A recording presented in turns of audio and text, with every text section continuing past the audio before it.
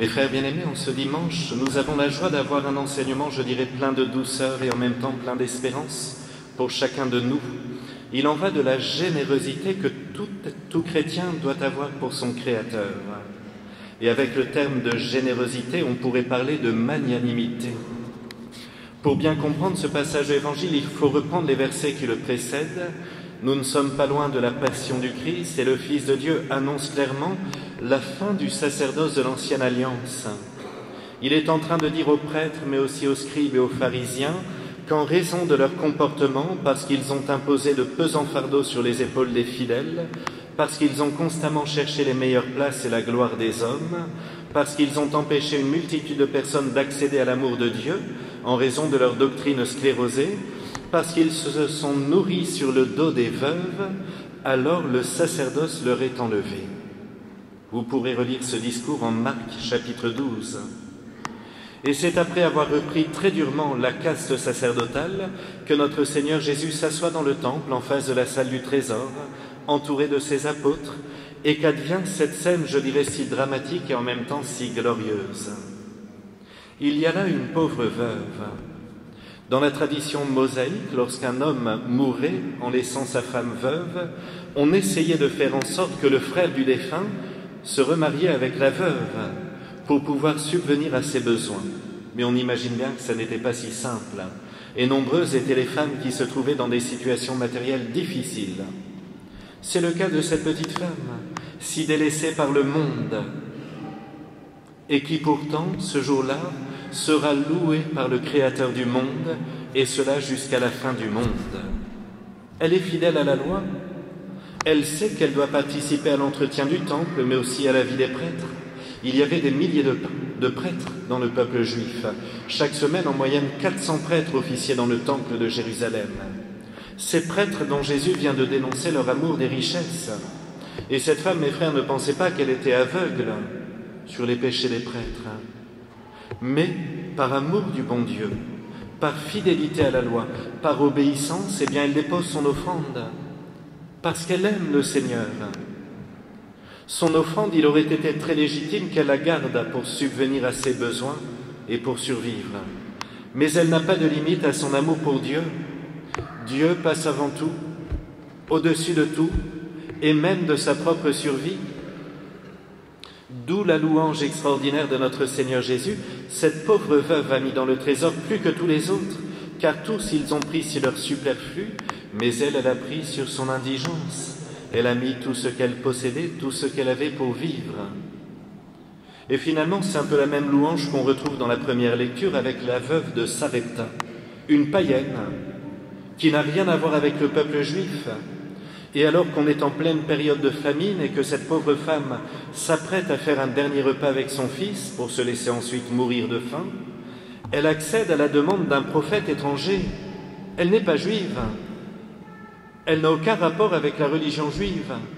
Et il y a là ce prophète, ce saint homme, qui lui dit « Prépare à manger et ne t'inquiète pas pour le reste ». Et parce qu'elle a un homme de Dieu chez elle, eh bien elle obéit.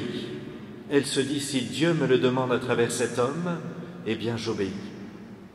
Là encore, mes frères, les Saintes Écritures la mettent à l'honneur parce que par amour de Dieu, elle n'a rien gardé pour elle.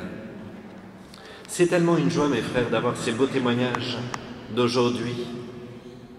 Avouez que ça nous fait beaucoup de bien et peut-être même ça nous interpelle dans notre propre vie. Alors quel est l'enseignement de ce jour ? Eh bien, le Seigneur nous montre qu'il aime les âmes qui lui font pleinement confiance, y compris au milieu de situations dramatiques. Il loue leur générosité, leur confiance en lui. Générosité qui semble à nos yeux tellement imprudente, mais pas aux yeux de Dieu. Pour nous, mes frères qui suivons le Christ, qu'en est-il de notre générosité pour le bon Dieu ? Il faut reconnaître qu'il nous faut d'abord nous battre contre deux réalités. La première, c'est qu'aujourd'hui, il semble que plus rien ne soit gratuit. C'est vrai, quand on regarde la façon de vivre de notre société, plus rien n'est gratuit. Parfois, on a des petits-enfants, si on leur demande de mettre la table, ils vont demander une piécette ou un jouet, que sais-je. C'est toujours du donnant-donnant.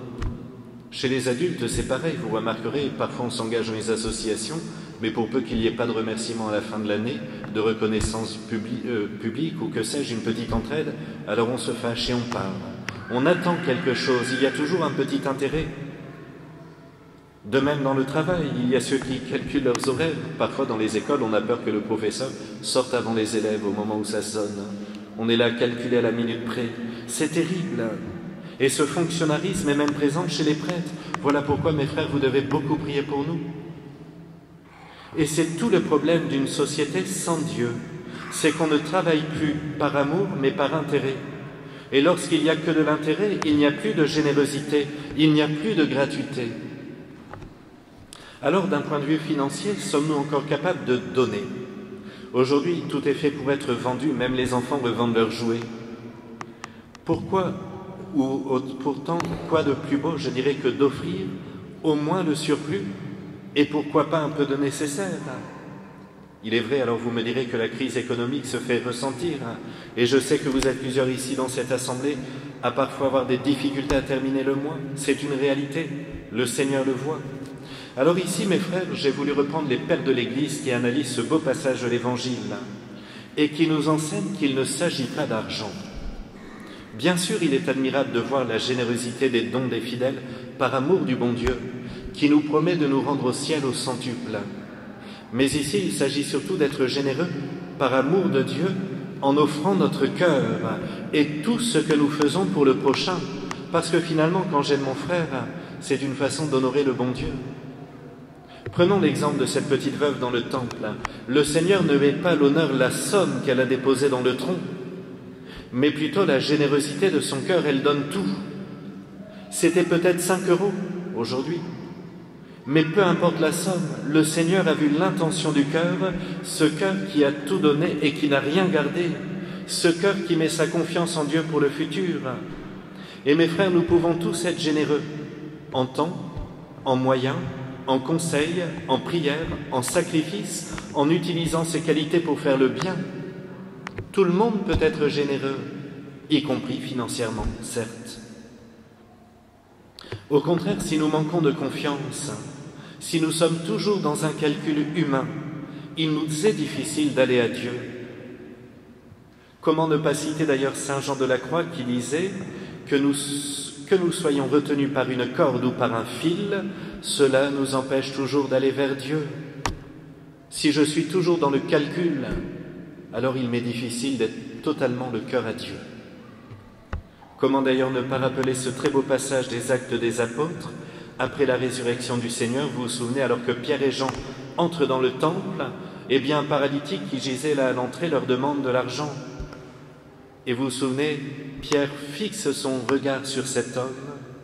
De l'argent et de l'or, je n'en ai pas, mais ce que j'ai, je te le donne. Au nom de Jésus-Christ, le Nazaréen, lève-toi et marche. La générosité, mes frères bien-aimés, doit être l'apanage des chrétiens. C'est à cela que les hommes se sentiront attirés par le Christ, encore plus en ces temps difficiles. Une fois encore, mes frères, je parle de toutes sortes de générosité. Et ne pensons pas qu'aux plus pauvres. Vous voyez, je me faisais cette réflexion en venant. C'est vrai qu'on est appelé par les pauvres, par les gens qui sont dans le besoin, par des personnes qui autour de nous ont besoin de notre aide ou parfois simplement de notre présence. Mais pourquoi les personnes qui demandent rien n'auraient pas le droit à notre aide? On se dit, bon, elles sont riches, ou alors elles s'en sortent bien, ou elles ont une vie qui semble tourner. Pourquoi elles ne pourraient pas recevoir de notre part de la gratitude et de l'amour? Un peu d'intention, une parole, une lettre, un coup de téléphone, un soutien. Oui, mais tout va bien dans leur vie. Et alors, le Seigneur me les a confiés. Ça ne peut pas être toujours que dans un sens.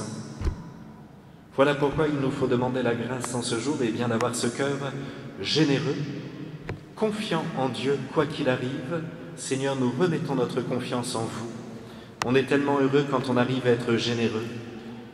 Il y a plus de bonheur à donner qu'à recevoir. Ainsi soit-il.